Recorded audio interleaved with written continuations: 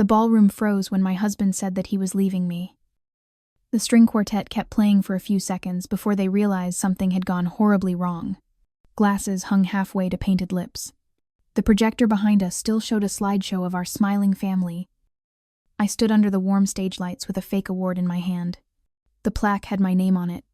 My husband had just finished a speech about how I was the heart of our home and the soul of our charity work. Then he leaned toward the microphone again and announced that he had outgrown our marriage. He told 200 guests that he was moving across the country with someone younger. He said that it was time for him to follow his heart. He said that he wished me well and that I would be taken care of. Someone in the crowd gasped. Someone dropped a fork. I heard the sharp sound of metal against porcelain cut through the music. I did not scream. I did not cry. I did not even drop the plaque in my hand. My name is Lauren Mitchell. I am 39 years old.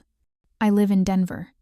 I am a mother, an accountant, and the founder of a literacy nonprofit. I am also the woman my husband just tried to cast aside in the most public and humiliating way he could imagine. He believed I was the one standing naked in that spotlight. He believed that I had been blindsided. He had no idea that he was the only person in the room who did not understand what was already in motion. Because 6 months before the night of his grand announcement, while he was busy chasing his new life, I quietly started building my fortress. On paper, Eric and I looked solid. We had been married for 14 years. We had a 12-year-old daughter named Hannah. We owned a pretty 3-bedroom house in the Washington Park neighborhood. We drove regular cars and paid our mortgage on time. Eric worked as a regional sales director for a health tech company. I had started out as a junior accountant at a mid-sized firm, then slowly built a side business helping small businesses and nonprofits with their books. My side business became my main job within a few years. My nonprofit grew out of that work. People saw family photos on social media, vacations to national parks, matching holiday pajamas. They thought we were fine. I noticed the cracks long before anyone else did. It started with little things. Eric began working later. At first, the hours made sense. His company had merged with a bigger firm. There were new targets and constant travel. Then small lies slipped in. He said he was in Dallas for 2 nights. His location tag in a group photo said Phoenix. He told me that a big client was flying him first class. His expense report showed a budget seat and a personal upgrade charge. I am an accountant. Numbers tell me stories even when people do not. One afternoon, a vendor sent over a corrected invoice for our nonprofit. The earlier payment had bounced back due to a flagged transfer. When I checked the linked account, I noticed a small transfer out that I had not made. Then another. Then a third one.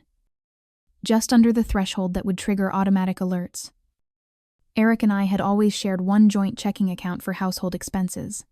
My business accounts were separate. I also had a small inheritance from my father in an investment account that remained in my name. Eric knew about the inheritance, but never bothered with the details. Money bored him. He liked spending it, not tracking it. The day I saw those strange transfers, something inside me went very still. I did not accuse him. I did not cry. I wrote down the exact dates and amounts in a notebook that I kept in my office. Then I began to check every statement the way I checked a client account during an audit. Calm, thorough, patient. Within 3 weeks, I saw the pattern. 4 different credit cards linked to the same airline loyalty number. Hotel points that did not match the trips he had told me about. Charges at restaurants near the office at odd hours. Designer clothes from websites he would never buy from for himself. One entry stayed, burned into my mind. A payment to a jewelry store in Cherry Creek. It was large enough to be a proposal ring, but no jewelry ever appeared in our home. That was the moment when I stopped hoping it was all a misunderstanding.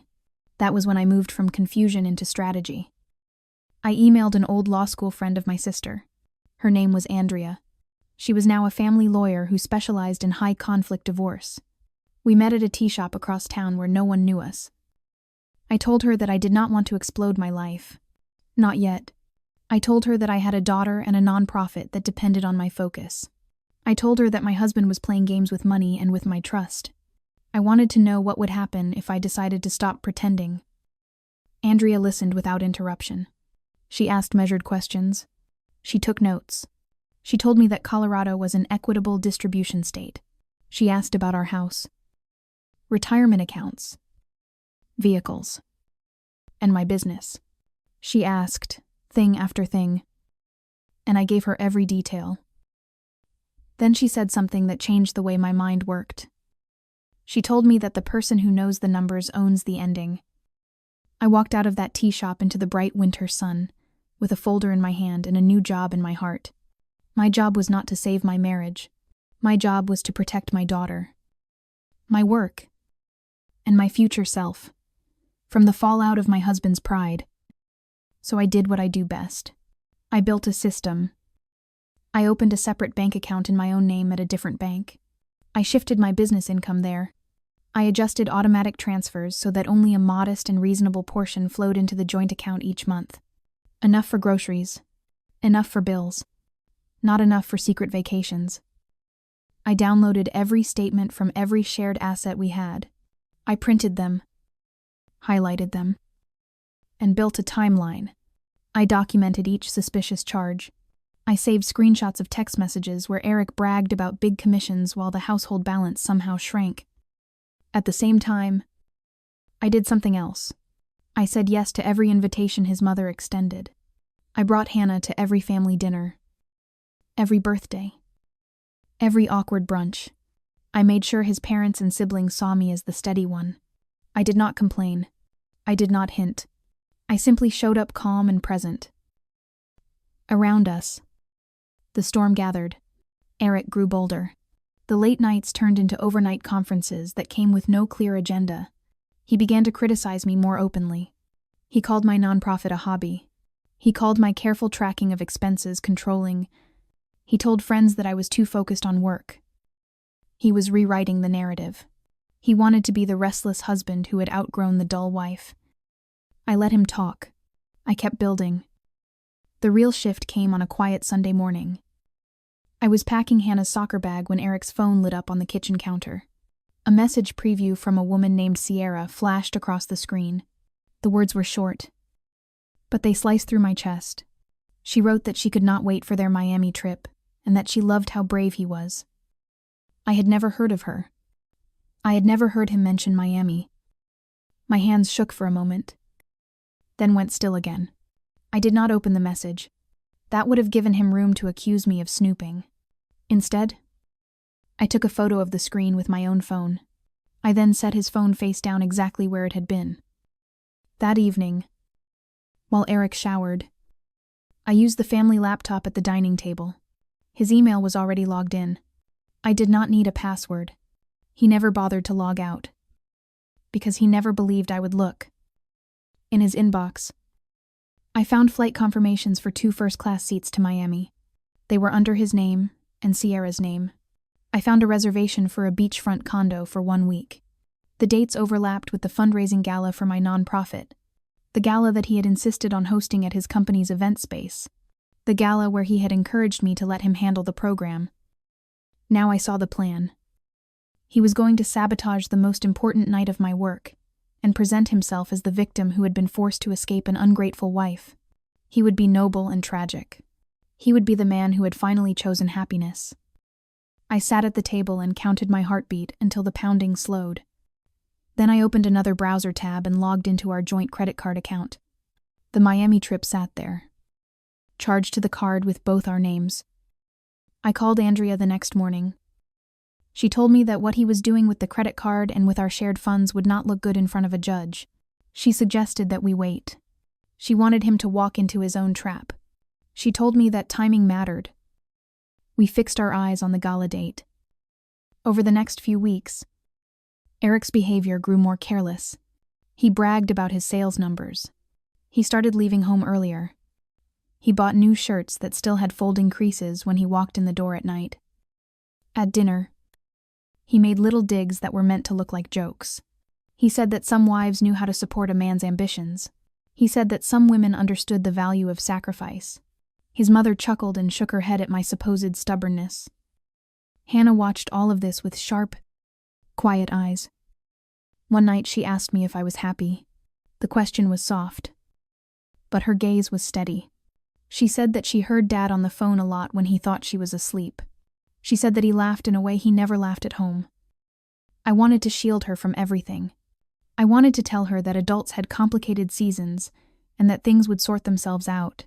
Instead, I told her one true thing. I told her that I would never let anyone take away the life we had built together without a fight. At the office, I worked with my team on the Gala program. We created a video celebrating the families we had helped. We rehearsed the timing of speeches. Eric insisted on speaking last. He said that it would be a strong finish. Andrea and I read the draft of his speech that he had proudly emailed to the planning committee. It was full of grand phrases about transformation and courage. It was also full of subtle jabs about people who cling to the past, people who hold others back. We both understood what he was doing. He wanted to paint himself as the hero who had outgrown the small life I represented. So we planned a different ending. I updated the board of directors on the situation. Not in gossip, but with documentation. I showed them the financial risks if Eric tried to sabotage contracts or pull promised sponsorships. They were shocked, but not hesitant. They authorized me to make any decisions needed to protect the organization. I recorded a backup message that could be played if anything disrupted the live program. I gave the event manager written instructions on what to do if Eric failed to appear or tried to derail the evening. Meanwhile, Andrea filed preliminary paperwork with the court. She prepared motions to freeze certain accounts if needed. She drafted a formal separation agreement that reflected the real financial picture, not the shaky story Eric told at parties. While Eric polished his betrayal speech and packed for a trip he thought was secret, I tightened each piece of my fortress in place. The night of the gala arrived on a sharp, clear spring evening. The city lights outside the windows looked like scattered diamonds against a dark blue sky. Inside the event space, everything was perfect. White tablecloths, simple centerpieces with open books and small jars of pencils, a photo wall covered with handwritten thank you notes from children who had learned to read through our programs. I wore a navy dress that Hannah had picked. She said it made me look like a superhero in disguise. I smiled at that and tucked the thought into my heart. Guests streamed in. Donors, teachers, volunteers, a few local officials. Eric greeted them with his practiced charm. He wore a new tailored suit and a tie that I had never seen. He looked like a man who believed he owned the room. He kissed me on the cheek for the cameras. His lips barely brushed my skin. His eyes were already somewhere else. Dinner passed in a blur of speeches and clinking cutlery and polite laughter. Our video played. People wiped their eyes. The energy in the room built toward the final speech. Eric's speech. He took the stage when the MC announced his name. The lights softened. He adjusted the microphone and smiled out at the audience. He began with flattery. He praised the donors. He talked about the importance of literacy. He referenced his own childhood and how books had shaped his life. People nodded. It sounded heartfelt. Then his tone shifted. He started talking about change, about how sometimes a person has to make hard decisions, about how growth requires leaving things behind. His eyes slid toward me for just a second, as he said that some relationships hold us back from our true potential. I could feel the room stiffen around me. People glanced my way. A couple of board members exchanged quick looks. Eric talked about fear and courage. He talked about how some people cannot understand a calling that is bigger than comfort. He made himself the star of the story. A man brave enough to break free. Then he did exactly what Andrea and I had predicted. He told the room that he would be stepping away, not only from the board, but also from his role as my partner. He said that he had found a new path in a different city. He said that tonight was not just a celebration of the non-profit, but also a farewell to one chapter of his life. A murmur rippled through the tables. The MC's smile froze on her face. Somewhere in the back of the room, a chair scraped sharply against the floor. Eric spread his arms wide like a pastor delivering a blessing. He said that he trusted that everyone would support his decision. He said that he knew I would understand someday. Then he handed the microphone back to the MC and stepped aside, expecting applause, or at least stunned silence. That was the moment when I stood up. The MC's eyes met mine. We had rehearsed this. She nodded and offered me the microphone instead of closing the night. I walked to the stage slowly, feeling the weight of 200 pairs of eyes on my back. My heart pounded. My hands stayed steady. Eric's confident smile flickered for the first time as I passed him. He had not planned for me to speak after him. In his mind, his speech was the final word. I faced the audience and took a breath. I followed every rule I had given myself. Short sentences, clear rhythm, no shaking voice. I told them that my husband had just shared a very personal decision in a very public way. I told them that I respected anyone's right to seek happiness. I also told them that truth matters. I said that the organization we were all there to support existed because people believed in honest numbers, in clear records, in accountability. I said that those same principles guided my personal life. Then I did something he had never imagined. I thanked Eric for his past contributions to the nonprofit and announced, on behalf of the board, that he had already been removed from all financial and governance roles effective 2 weeks earlier. The paperwork was complete. The transition plan was already in place. A hush swept the room. I explained that this decision had been made to protect the organization from conflicts of interest and financial risk. I did not list his secret charges or his almost empty joint account. I did not need to. The board knew. Our auditors knew. Eric's eyes widened. His body leaned forward as if he could snatch the words back from the air. I then announced something else. I said that thanks to a generous, anonymous donor, the nonprofit had secured 3 years of operating funding entirely independent of any corporate sponsorship linked to Eric's company. The donor wished to remain unnamed that night. But the letter of commitment sat in our files. That donor was not anonymous to me. It was my father's trust. I had moved the investment out of Eric's reach months earlier and structured the gift through a donor-advised fund. The crowd erupted into applause.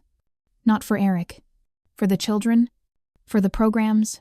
For the stability of something good that would outlast anyone's midlife crisis. Eric stepped toward me. Face pale. Jaw tight. He whispered that I had no right to blindside him. I kept my eyes on the audience and told them that we were grateful for every person who showed up that night and that our work would continue stronger than ever. Then I handed the microphone back to the MC and walked off the stage. Eric followed me into the side hallway like a storm trapped in a suit. He demanded to know what I had done. He said that he would not let me humiliate him like that. He told me that he was leaving that night. That he was done. I told him that I believed him. I told him that his flight to Miami had already been canceled. He stopped mid-rant. I reminded him that the ticket had been paid with our joint credit card. I told him that I had reported the charge as unauthorized use of the card for a trip that did not involve our family's benefit. I told him that the bank had reversed the charge and suspended the card pending investigation.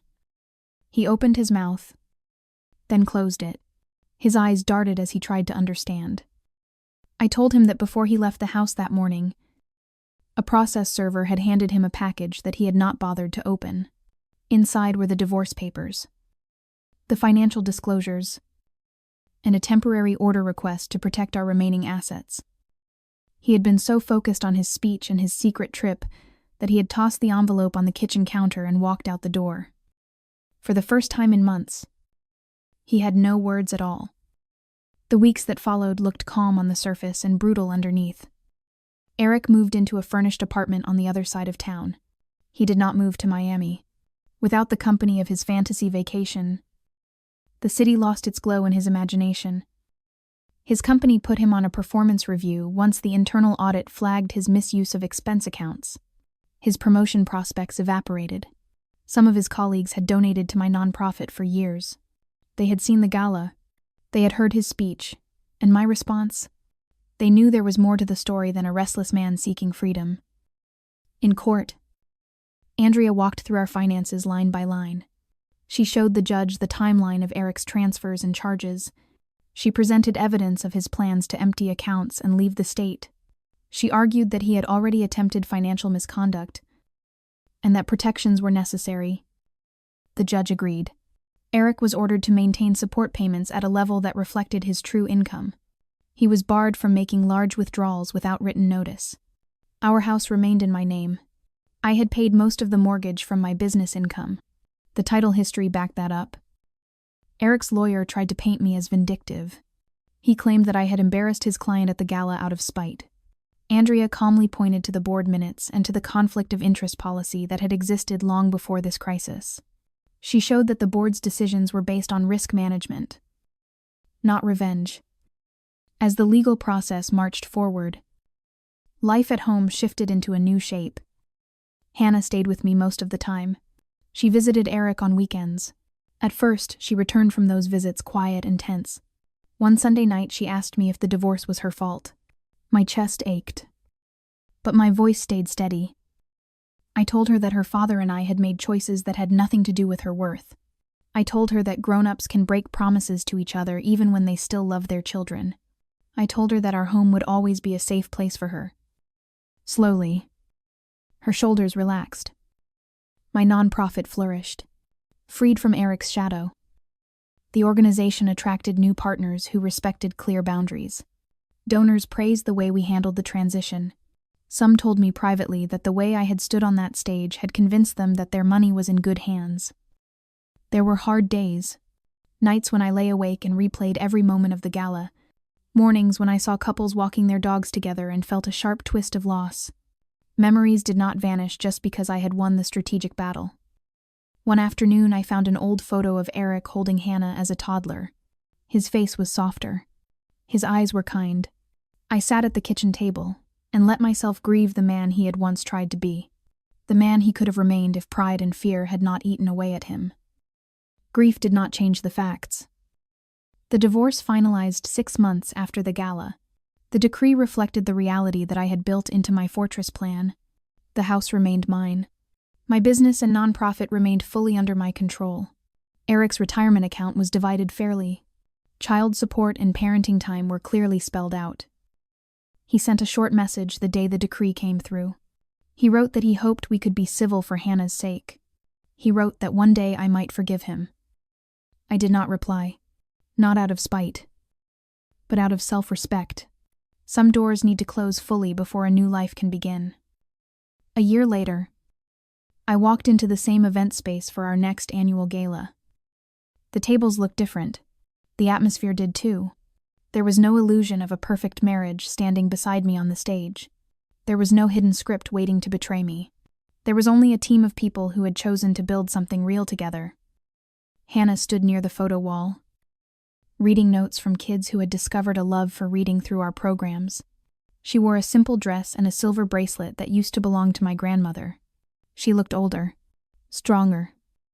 She caught my eye and gave me a small thumbs up. My chest filled with a warmth that felt almost like relief. During my speech that night, I did not talk about Eric. I did not talk about betrayal or revenge. Those battles were over. I talked about stories. I told the audience that every child who comes through our doors holds a story inside them. Some of those stories are full of chaos. Some are full of silence. Some are full of people who tell them that they will never be enough. I said that learning to read gives a child more than words on a page. It gives them the tools to rewrite the script that other people try to force on them. It gives them the power to say that they are not only the victim in someone else's drama, they are the author of their own life. As I spoke, I realized that this was true for me as well. For years, I had let Eric's version of our marriage define my reality. I had accepted his claims that he was the brave one, and that I was the anchor dragging him down. I had believed that keeping the peace mattered more than insisting on respect. The night of the gala changed that, not because I destroyed him, not because I won in court, but because I finally refused to stand silently in the story he had written for me. After the speeches, as guests mingled and music floated through the room, one of our board members asked me how I had stayed so composed through everything. I told her the truth. I told her that preparation is a kind of mercy you give your future self. Building my financial fortress had protected my house, my work, and my daughter's stability. Building my emotional fortress had taken longer. It had meant saying that I deserved honesty. It had meant facing the fact that the man I loved did not value that honesty. It had meant walking into a public humiliation with a private plan. Not to crush him, but to refuse to be crushed. Later that night, after the last guest left and the staff began clearing tables, Hannah and I walked out into the cool air. The city lights flickered against the dark sky again. Just like the year before. Hannah slipped her hand into mine. She said that this gala felt lighter. She said that the room had felt like ours this time. I looked at my daughter. At the girl who had watched everything more closely than I had ever wanted. I thought about the stories she would tell herself about love and respect and strength. I told her that we had survived a chapter that almost broke us. I told her that the next chapter would not be written by someone who saw us as props in his big moment. It would be written by two women who understood numbers and boundaries, and the quiet power of walking away with their heads held high. We crossed the parking lot together. I unlocked the car. I watched her climb in and start talking about a book she was reading and a friend she wanted to invite over next weekend. Her voice was animated and free. The gala was over. The legal battles were settled. The fortress I had built had done its job. Now I could lower the drawbridge a little. Not for Eric. For myself. For my daughter. For whatever waited beyond the walls. As I drove us home through the sleeping city, I felt something open in my chest. It was not revenge. It was not triumph. It was something quieter and stronger. It was the feeling of a woman who had finally reclaimed the pen,